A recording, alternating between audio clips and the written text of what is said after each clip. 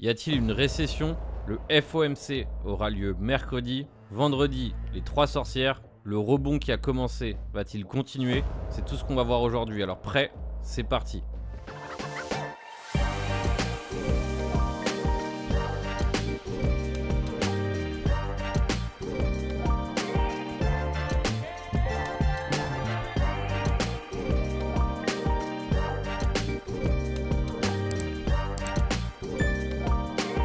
Bonjour à tous, bienvenue sur la chaîne Captain Trading et comme d'habitude, on va décortiquer les marchés ensemble afin de préparer la semaine du mieux qu'on peut. Par ailleurs, probablement dès la semaine prochaine, un premier épisode de la nouvelle formation gratuite va voir le jour sur la chaîne.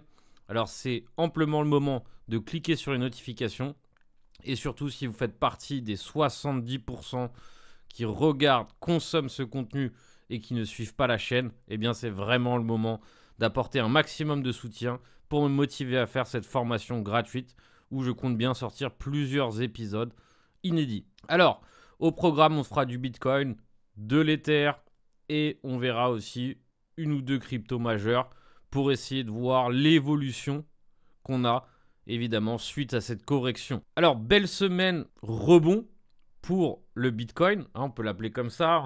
On a pris carrément presque 8000 $ depuis le low.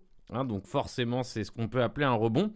Alors l'enjeu dans ce type de journée, c'est maintenant de savoir si la semaine prochaine, le rebond va persister ou pas. Évidemment, c'est tout l'enjeu de notre semaine. À savoir si on continue sur la dynamique rebond ou si au contraire, on dessine une nouvelle correction. D'ailleurs, on est en début de semaine. C'est le moment de donner votre avis en commentaire. Qu'est-ce que vous pensez? Pensez-vous qu'on va prolonger le rebond ou au contraire, on va commencer à corriger, peut-être pour revisiter au minima le low ou encore plus bas.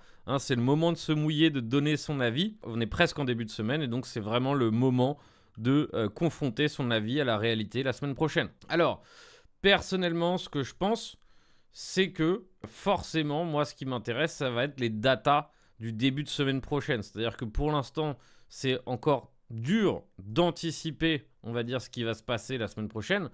Pourquoi? Parce qu'on n'a même pas encore terminé cette semaine. Donc aujourd'hui, on est samedi, à l'heure où j'enregistre. Demain sera dimanche. Donc il nous restera encore toute la journée pour valider la clôture de la semaine. Et ensuite, on entamera une nouvelle semaine. Alors pour moi, c'est assez simple. C'est-à-dire que tant qu'on maintient à la hausse la clôture et le bas des 2 semaines précédentes, le rebond sera toujours au goût du jour. Ça ne veut pas dire qu'on ne peut pas revisiter ces 2 bornes qui sont clés, à savoir la clôture de la semaine dernière et cette clôture. Mais techniquement, si on les tient, c'est qu'on va chercher de la liquidité au nord. Il y a beaucoup de liquidité à prendre au nord. C'est relativement facile d'enfoncer les shorts tardifs. Donc c'est pour ça que ça peut rester un débat qui est sur la table la semaine prochaine. Alors, comme vous le savez, vous l'avez compris, ça dépend aussi si les marchés traditionnels décident aussi eux-mêmes de rebondir. Ça a été une belle journée rebond vendredi sur l'ensemble des marchés. Donc maintenant, l'enjeu va être de perdurer sur cette dynamique de rebond. Alors, il y a un calendrier économique qui est ultra chargé la semaine prochaine. On a l'expiration des 3 sorcières pour les marchés traditionnels. Donc, ça va être volatile. Il peut y avoir des surprises la semaine prochaine. Il peut y avoir des bonnes, des mauvaises surprises. Il faut s'attendre à tout. Mais on commence dès lundi avec du data. C'est pour ça que ça va être une semaine mouvementée, comme on les aime. Alors personnellement, encore une fois, pour moi, le plus important, est-ce que je vous rappelle, il y a le FOMC mercredi. Ensuite, on a des datas sur l'emploi jeudi. On termine avec le fameux... Et on termine avec un vendredi calme pour les marchés tradis. Donc le FOMC, je pense que vous vous rappelez tous, il y a 2 FOMC, l'énorme baisse qu'on avait eue. Donc forcément, on s'en rappelle. Donc tout ça, ça fait qu'il va y avoir des surprises, des bonnes, des mauvaises, mais il y aura de la volatilité. Moi, je vous rappelle que quand on ne sait pas ce qui peut se passer, quand on est, on va dire, légèrement perdu sur la suite, moyen terme, il y a une chose qu'on peut faire et qu'on peut tenter de faire au mieux possible, c'est de se focaliser sur le court terme. Moi, c'est ma spécialité. C'est ce que j'aime. J'aime être trader court terme parce que ça dépend uniquement de ce que je vois dans la journée précédente, etc. Et c'est suffisant pour gagner des sous. Donc dans une tournure où c'est instable, dans une tournure où c'est dur de prédire, eh bien moi je préfère me concentrer sur le court terme. Alors forcément, mercredi, ça peut être assez violent, hein, dans un sens ou dans l'autre, pas forcément prévisible. Donc quand je fais du trading, j'essaye de faire du trading peut-être lundi, mardi, aujourd'hui ou après-demain. Je suis encore en trade de la semaine dernière aussi en cours. Mais par exemple, hein, pour faire du scalp, de l'intraday, je ferai attention au moment du FOMC, évidemment, parce que c'est un moment où il peut se passer tout et la price action n'est absolument pas prévisible. Donc ça, il faut en tenir rigueur, évidemment, lorsque vous tradez le mercredi, le jour du FOMC. Ce que je voulais vous dire, c'était que actuellement, on tient relativement bien cette clôture et le bas d'il y a 2 semaines. On est très très très proche de ce pivot clé, à savoir des 73, 74, cette petite région. Il y avait un petit gap à combler aussi ici. Bref, c'est une zone que beaucoup de gens sont potentiellement en train d'attendre et qu'on pourrait visiter. Rien ne nous empêche de la visiter, donc c'est pour ça que on la garde dans le collimateur. Mais pour l'instant, la base est là. Est-ce que ça va durer, cette base? Eh bien, c'est ce qu'on va voir la semaine prochaine. Mais pour l'instant, on a dessiné ici un bottom local pour le moment. Ainsi, maintenant, on se dirige vers le daily pour comprendre un peu plus la tournure daily. Alors, ce qui est relativement intéressant, c'est qu'on a eu un shop qui est quasiment chargé à fond ici, suite à cette énorme baisse. Donc, il s'est rechargé à nouveau, hein, ce qui est relativement intéressant, et ce qui peut nous laisser amplement la place de faire un push haussier en déchargeant ce shop. Alors, encore une fois, le biais, je vous ai répété, qui va dépendre de la capacité à se maintenir au-dessus de ces 2 niveaux clés. D'accord? Si on tient ces niveaux clés, il y a de la liquidité au-dessus à prendre. Donc la liquidité, hein, ça se trouve par exemple sur les sommets. Hein, il y a de la liquidité sur les sommets. Ici, on a 2 sommets qui sont parfaitement définis, assez proches d'ailleurs les uns des autres. Donc on pourrait se dire que la finalité, si on continue de hausser, si on continue de push, pourrait être d'aller chercher ces 2 sommets. Ensuite, qu'est-ce qui peut se passer? Là, c'est une autre histoire, parce qu'il peut se passer plein de choses. Il peut se passer tout simplement prise de liquidité, repart dans le range, et on repart en consolidation. On pourrait tout simplement les breaker et aller chercher un nouvel ATH. Alors, ce n'est pas forcément le scénario le plus probable, mais il est existant. Je suis obligé de le citer. En effet, si on vient chercher les 95 200 et les 92 800, eh bien, c'est des zones de résistance, des zones où beaucoup seraient ravis de vendre leur position perdante. Et donc, c'est forcément des zones de résistance. Donc, en daily, si on continue de hausser, la cible pourrait se trouver sur ces 2 zones-là, donc la cible extrême. Alors, entre les deux, il y a forcément des zones. Alors, pour moi, il y a une vraie zone qui est importante et qui, à mon avis, va servir de résistance bien avant celle que je viens de citer. C'est l'équilibrium de ce mouvement, de ce mouvement haussier, et ça correspond plus ou moins à l'équilibrium de ce mouvement baissier. Il y a une convergence entre les deux. Hein, je prends ce mouvement baissier jusqu'au top, jusqu'au creux, et vous voyez que l'équilibrium, hein, est quasi pareil, entre 86, 500 et 86, donc à peu près à 500 points. Donc, pour moi, le vrai équilibrium, enfin la vraie prochaine résistance que le marché va tenter de cibler et qui va faire office de résistance importante et qui ne va pas être facile à franchir, c'est la zone des 86. 86, c'est une belle zone si vous avez acheté un bottom pour prendre des bénéfices, hein, tout simplement parce que ça va être une belle zone de résistance. Alors, vous voyez qu'on a réussi à combler ce petit gap daily qu'on avait laissé. Ça allait assez vite, hein. Et c'est pour ça que je vous rappelle souvent que les gaps sont des zones qui sont faciles à rattraper ou que le marché peut pusher d'un coup. Alors cette semaine, on a pris des très beaux trades, hein, dans le Discord. On a pris des trades sur Twitter, sur YouTube. Bref, hein, on s'est bien régalé. Il y avait plusieurs setups finalement qui se sont joués sur la clôture et l'ouverture. Alors je ne vais pas y revenir parce qu'ils sont noir sur blanc dans les replays des lives qu'on a fait cette semaine.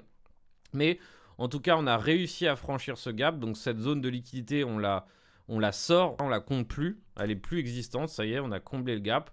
Et maintenant, on se retrouve sur cette prochaine zone de liquidité à venir chercher. Alors, elle correspond aussi à peu près jusqu'à 86 000.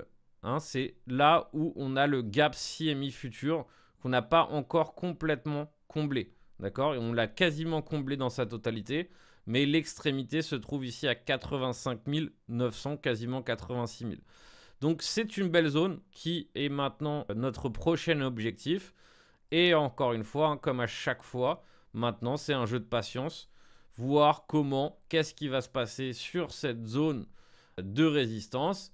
Et encore une fois, maintenant, l'enjeu va être de voir comment est-ce qu'on va réagir sur cette zone de résistance. Est-ce qu'on va l'exploser d'un coup? Et dans ces cas-là, cette zone de résistance deviendra pivot. Et si elle devient pivot, eh bien, on ira chercher les prochaines zones extrêmes que j'ai évoquées. Alors, entre les prochaines zones extrêmes, vous voyez qu'en 4 heures, on a aussi ce double sommet qui a été dessiné à 91 000. Donc, forcément, c'est une target intermédiaire. Mais quand on a des zones clés qui sont définies comme ça en journalier, on sait qu'une partie de l'objectif serait d'aller chercher ces zones.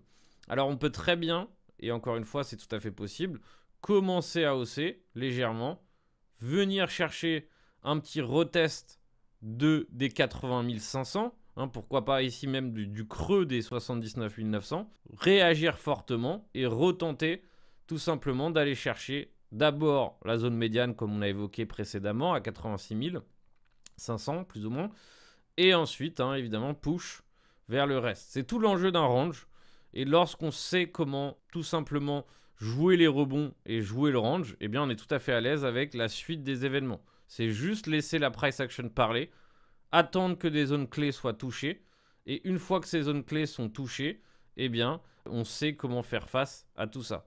Donc là, on a une petite consolidation qui est en train de se générer depuis vendredi soir. On a eu un joli push vendredi et depuis, c'est mort subite consolidation. Donc maintenant, ce qui va être intéressant, c'est de voir un petit peu le débouché de cette consolidation. Si on push sur la zone évoquée, si on rejette la zone évoquée, ou si d'abord on corrige, chercher la liquidité pour ensuite pousser plus haut. Mais en tout cas, les enjeux, les niveaux clés, je pense les avoir cités. Donc je vous rappelle, l'enjeu de la semaine, c'est comprendre si on va avoir une continuation du move haussier ou si on va tout simplement corriger à nouveau et peut-être chercher le plus bas qu'on a déjà dessiné ici à 76 000. Dernièrement, les lundis ont été relativement baissiers. D'accord? Donc, est-ce que ça va être le cas ce lundi? Je ne sais pas. Mais c'est important de le prendre en compte dans ses plans de trading pour voir comment ça va évoluer dès lundi. En tout cas, lundi dernier et le lundi d'avant, c'était catastrophique. Énorme journée baissière dès lundi. Alors, Ether. Ether est relativement intéressant.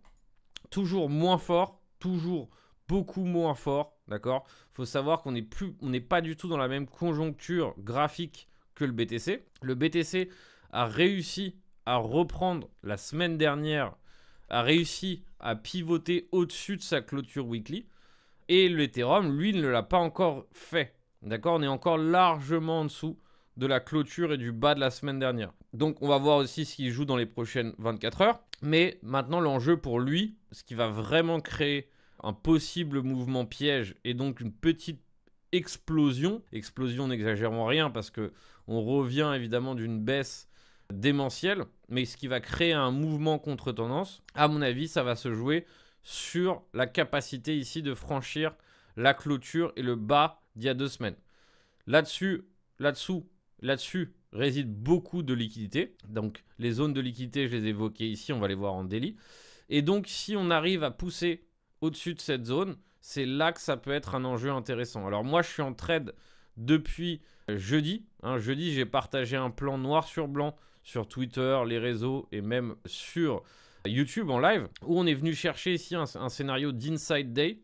Alors, je vais rappeler rapidement ce que c'est parce que c'est toujours de la formation gratuite. C'est toujours intéressant de savoir ça. Donc, en fait, le mercredi, on a posé une bougie qui était à l'intérieur de la bougie du mardi. Donc, quand on a une configuration en chandelier de cette façon, on a ce qu'on appelle un Inside Day. En effet, cette bougie est bien à l'intérieur de celle-ci. Donc, le troisième jour, il faut bien qu'il y ait 2 jours pour que ça se fasse. Le troisième, on cherche ce qu'on appelle une configuration Inside Day.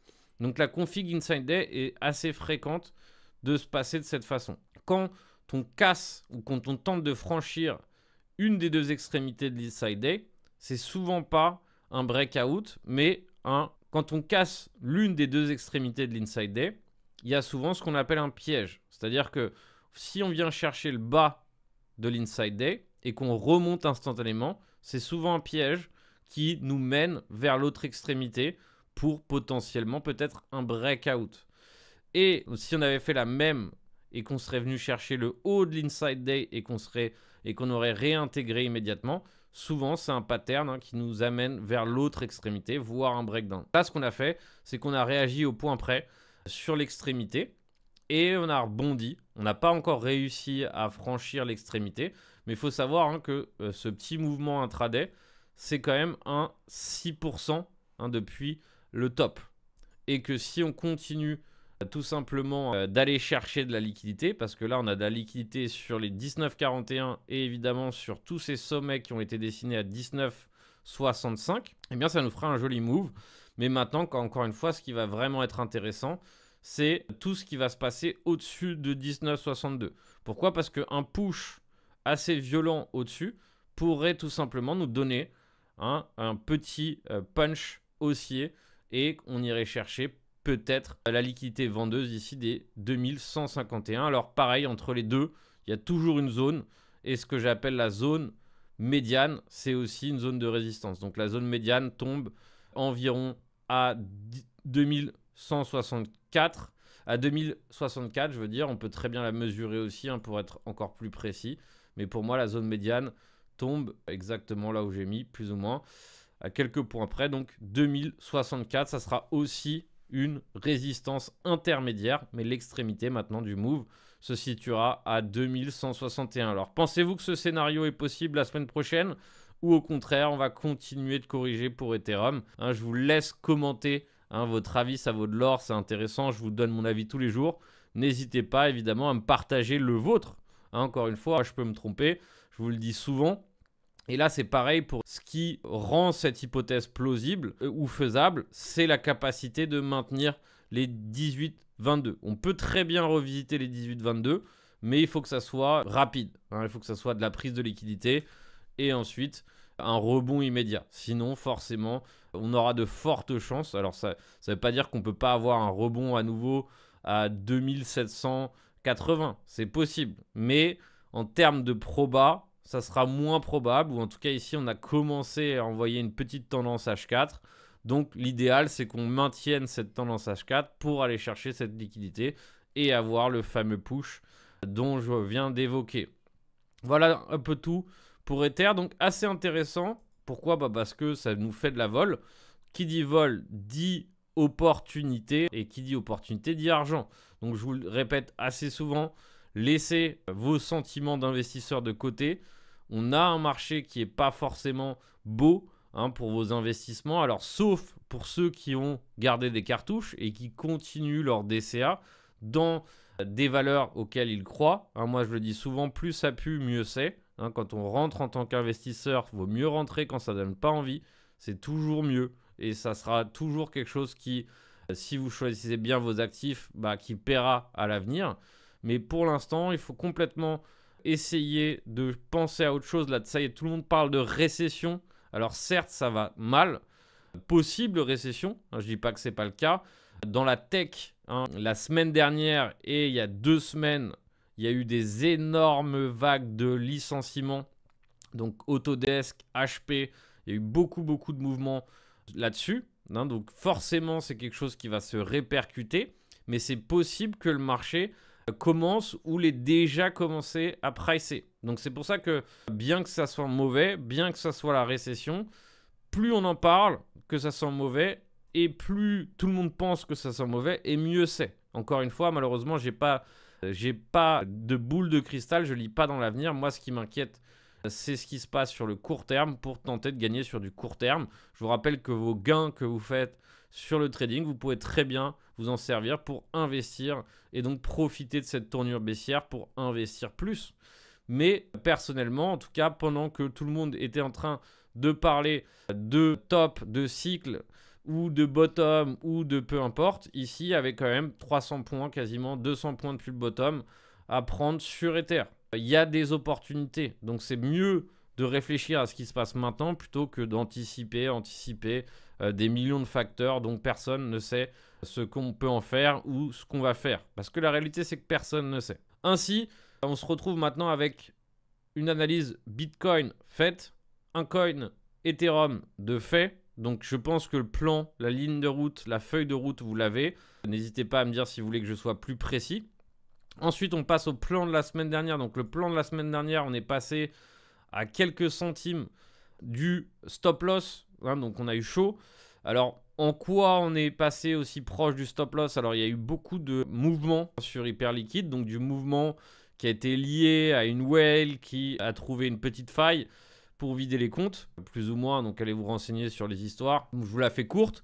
Mais en gros, le token a commencé à perdre de sa valeur sévèrement. Et là, il a l'air de vouloir se rattraper. C'est exactement ce type de pattern de rattrapage que je veux. En revanche, il va falloir qu'il nous montre ce qu'il a dans le ventre. Parce que actuellement, on est toujours évidemment dans un trade qui risque d'être perdant. Mais comme je vous le rappelle, tous les trades peuvent être perdants. Il n'y a pas un trade que je fais où le risque n'est pas de perdre.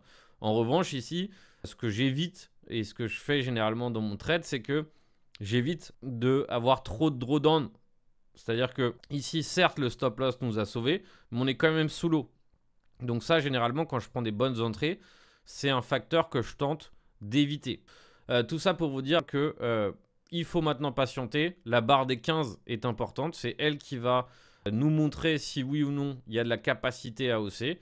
Et si la barre des 15 est franchie, on sera beaucoup plus tranquille. Pourquoi? Parce qu'on sera quasiment à break-even. Et aussi parce que, évidemment, ça montrera qu'il y a de la force à nouveau sur le coin. Mais comme quoi, il n'y a pas d'investissement en or. Il y a un moment donné, tout le monde parlait d'hyperliquide. C'était révolutionnaire. Ça allait changer le monde. Alors certes, c'est pas le cas. Mais ce que je vous dis, c'est que rien n'échappe à un marché baissier. Actuellement, on est sur une baisse, on est sur une correction. Et que même les plus belles pépites, je ne sais pas si je peux considérer ça comme étant une pépite, mais voilà, même les meilleurs projets souffrent, c'est normal. Mais en effet, c'est sûr que quand il y a rebond, quand il y a reprise de marché généralisée, eh bien forcément, les meilleures valeurs sont celles qui vont reprendre le plus vite. Mais sinon, aucune valeur n'échappe à la baisse et donc à la correction. On garde ce plan pour l'instant. Si vous l'avez pris, tant mieux. Si vous ne l'avez pas pris, il reste prenable, sauf que il faut qu'il montre encore des signes de force. Alors moi, je préfère toujours les plans qui fonctionnent, comme celui d'il y a 2 semaines, où on a eu une réponse rapide sur notre Solana, où c'est allé relativement vite, et c'est ça qu'on aime et qu'on préfère. Alors comme d'habitude, on va faire de la micro avec une analyse et un plan altcoin, comme on le fait chaque semaine.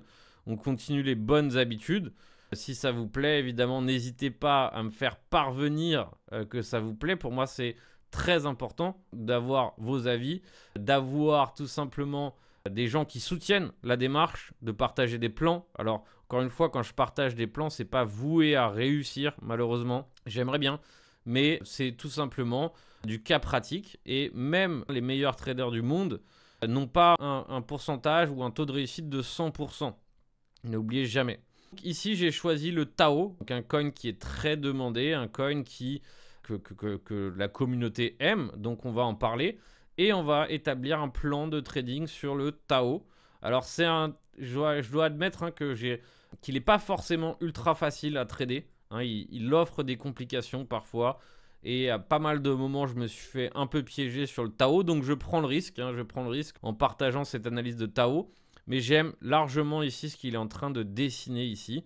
Pourquoi? Parce que c'est vraiment ce qu'on veut voir sur un support clé comme les 234 $. Les 234 $, c'est un support qui est ultra clé. Vous voyez ici qu'il y a plusieurs reprises de volets qui se font. Ça vient gratter de la liquidité d'un creux qui avait été défini ici, d'un autre creux ici. Alors il a encore de la liquidité plus bas, ça c'est un fait. Mais cette zone est belle. Et donc, c'est pour ça que ça me plaît ce que je vois actuellement. Alors, comment je le jouerai? C'est pas facile. C'est pas facile à jouer. Pourquoi? Parce que il est encore en consolidation et il est encore sur résistance. Pour moi, il y a 2 façons de le jouer. Et ça, c'est comme ça qu'on construit un plan. Il n'y a jamais qu'une seule façon. Il y a la première façon, c'est s'il revient tester la borne basse à 234 et qu'on la tient. Ça sera intéressant parce que ça sera du trading de range. Et ça voudra dire qu'on sait tout de suite où est-ce qu'on a tort, on sait tout de suite où est-ce qu'on a raison. Si le prix commence à aller bien au-delà des 228, voire 211, bon, on a tort. Mais au moins on a une belle entrée qui est relativement intéressante. Alors on se laisse à peu près les 211 si on veut être conservateur. On se laisse un peu plus de place que les 211. Si on est agressif, on se laisse un peu moins ici et on prend par exemple les 210 comme stop loss. Alors ça, je suis pas fan parce que forcément, plus de chances de se faire stopper. Quand on est sur YouTube, il faut se laisser la place d'avoir raison. Mais voilà, on peut se laisser la place d'avoir raison jusqu'à 200, 205 ou un peu moins de 200. On va pas chipoter. Et donc là, l'objectif, c'est d'acheter tout simplement le rebond sur le bas. C'est pas le bas de range. Le bas de range, techniquement, il est là. Mais ça, c'est la zone ici qui sert de support intermédiaire. Donc, c'est un peu le milieu de range. Donc ça serait une façon de rentrer. Sauf que on n'est pas sûr que c'est ce qu'il va nous offrir. Alors, il y a une deuxième façon de rentrer. Et pour moi, c'est pas de rentrer ici. Pourquoi? Parce que le risque d'avoir un break, réintégration et d'aller chercher là est trop important. Pour moi, l'objectif, c'est de rentrer si on casse réellement la zone. Si on casse réellement la zone, dans ces cas-là, le pullback sera certainement petit et narquois. Et on peut choper le move en cours de route, tout simplement. Et potentiellement chercher peut-être les 200, les 311. Donc, il y a un plan que je préfère, je pense que vous le connaissez, c'est d'aller chercher le milieu de range. Pourquoi? Parce que je préfère rentrer sur des pullbacks que sur des sorties de break et des pullbacks. Parce que c'est plus technique, c'est plus rapide parfois à saisir. Mais voilà, ici ça fait deux plans, deux approches différentes. Et ça vous montre un petit peu les différentes techniques qui peuvent être employées pour pouvoir rentrer sur des tokens ou sur des coins. D'ailleurs, je tiens à préciser que ma formation SFP V3 que j'ai mise en place la semaine dernière, dimanche dernier, était un réel succès. Tous les élèves ont commencé à la rentabiliser. Tout le monde a apprécié énormément le webinaire. Donc, c'est un setup. Cette semaine, on a eu à l'appel. Et je vous rappelle qu'il y a une offre de lancement actuellement pour acheter cette formation avec l'offre de lancement et donc profiter de cette stratégie de trading que j'emploie tous les jours. N'hésitez pas à consulter sur le site. Le lien est dans la description. Vous pouvez tout simplement commencer à acheter ma formation SFPV3 et pouvoir la rentabiliser dès le départ, comme certains l'ont fait. Donc ça ferait plaisir d'avoir vos retours sur le sujet. En attendant, comme d'habitude, soyez ultra vigilants. Les marchés sont chauds. Ça peut changer de chemise, de direction à tout instant. Il suffit d'un tweet, d'une folie pour tout changer. Et donc, c'est pour ça que le FOMC de mercredi va être chaud. Donc, soyez très prudents et on se retrouve en live toute la semaine. Ciao, ciao l'équipe.